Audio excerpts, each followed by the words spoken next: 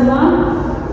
Sebelum saya memulakan perkenalan saya pada hari ini, izinkan saya memperkenalkan diri saya.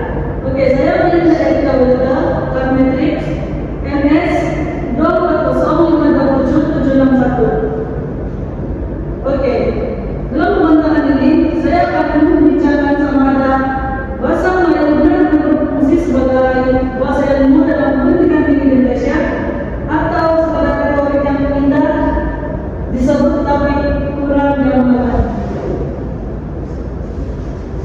Oke, kita masuk kepada slide yang pertama yaitu pengenalan isu. Oke, seperti yang kita tahu, bahasa Melayu adalah bahasa kebangsaan dan bahasa resmi negara. Setelah bahasa Melayu digunakan secara luas sebagai bahasa pengangkat. Namun apabila kita melakukan peringkat university, kita mulai melihat perubahan terutama dalam bidang sains dan teknologi yang lebih banyak menggunakan bahasa Inggris. Jadi timbul persoalan penting, adakah bahasa Melayu benar-benar menjadi bahasa ilmu di universiti? Oke. Sebelum kita pergi lebih jauh lagi, kita perlu paham dulu apa itu bahasa ilmu. Oke, bahasa ilmu adalah bahasa yang digunakan untuk menyampaikan ilmu yang kompleks seperti teori, penyelidikan, kajian saintifik, dan perbincangan akademik. Untuk menjadi bahasa ilmu, sesuatu bahasa itu perlu mempunyai istilah teknikal yang lengkap. Selain itu juga digunakan dalam jurnal dan penyelidikan, digunakan secara luas di universiti dan dikira dalam peringkat antar bangsa. Persoalannya sekarang, adakah bahasa Melayu mempunyai semua ciri ini? Oke. Seterusnya masuk kepada reality University Malaysia.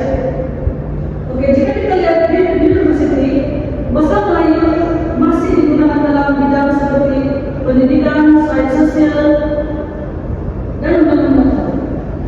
Oke, namun dalam bidang seperti penciptaan, perubatan, teknologi, dan sains lain, bahasa Inggris lebih dominan. Statistik menunjukkan dari 60% penerbitan akademik Malaysia ditulis dalam bahasa Inggris. Ini menunjukkan bahwa dari segi pendidikan dan penerbitan, bahasa Inggris masih mendahului. Oke, masuk kepada statistik penerbitan akademik.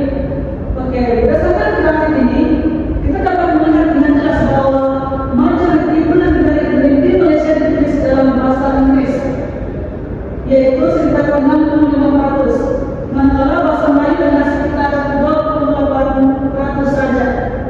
Data ini menunjukkan bahwa walaupun bahasa Melayu adalah bahasa resmi negara, dalam konteks pendidikan dan penerbitan akademik, bahasa Inggris masih lebih dominan. Grafik ini merupakan hujah bahwa peranan bahasa Melayu sebagai bahasa ilmu masih belum stabil di peringkat penyelidikan. Oke, masuk kepada mengapa bahasa Inggris dominan. Terusnya masuk kepada catatan bahasa Melayu. Oke, antara catatan pertama bahasa Melayu sebagai bahasa ilmu adalah yang pertama kekurangan jumlah berimbang tinggi, yang kedua istilah teknikal lebih menumpuk, yang ketiga sistem penilaian dari pemilihan bahasa Inggris, dan yang terakhir persepsi bahasa Inggris lebih modern.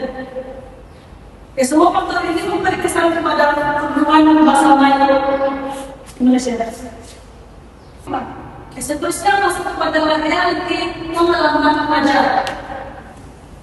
Oke, berdasarkan pengalaman, kebanyakan rujukan utama adalah dalam bahasa Inggris.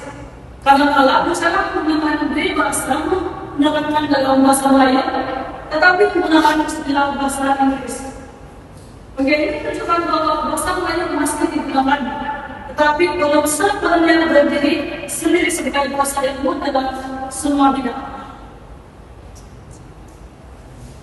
Oke, seterusnya bahasa Melayu sebagai bahasa ilmu relatif atau teori.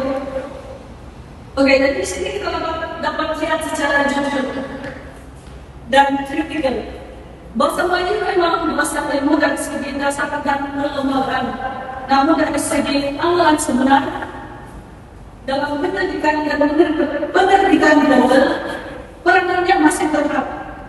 Oleh itu, boleh dikatakan bahwa kedudukannya ini masih berada dalam antara reality dan teori. Kerana dia bangsa negara sebelumnya, tapi juga belum mencapai tahap yang benar-benar. Seterusnya cadangan memperlukan bahasa Melayu. Oke, untuk menghasilkan bahasa Melayu terus relevan sebagai bahasa ilmu, beberapa langkah boleh diambil, yaitu yang pertama, perbandingan jumlah berkualitas bahasa Melayu. Yang kedua, bangunkan istilah teknik secara sistematik.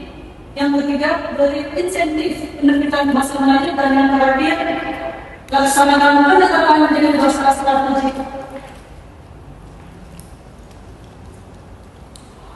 Masuk kepada yang terakhir, yaitu kesimpulan. Sebagai kesimpulannya, bahasa Melayu ini mempunyai potensi besar sebagai bahasa ilmu karena ia bahasa kebanggaan dan digunakan majoriti rakyat Indonesia. Namun untuk menjadikan benar-benar buku dalam sistem pendidikan ini, usaha keputusan dan strategi yang jelas perlu dilaksanakan. Bahasa ilmu bukan sebagai slogan atau simbol identiti, tetapi perlu dibuktikan melalui penyelidikan, penerbitan, dan penggunaan yang konsisten. Misalnya dari saya terkait dengan terima kasih.